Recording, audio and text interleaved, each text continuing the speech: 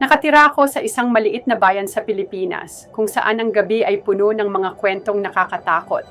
Isang gabi, habang naglalakad ako pauwi, narinig ko ang isang mahina at malungkot na boses na tinatawag ang pangalan ko. Sofia? Sofia? Parang galing ito sa madilim na bahagi ng kagubatan.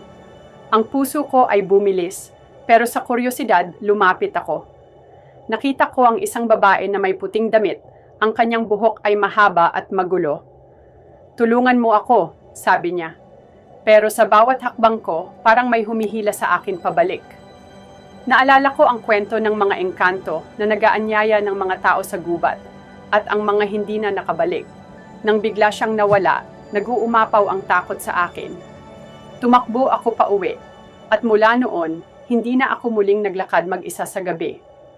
Hanggang ngayon, naiisip ko pa rin kung sino siya at kung anong nangyari sa kanya.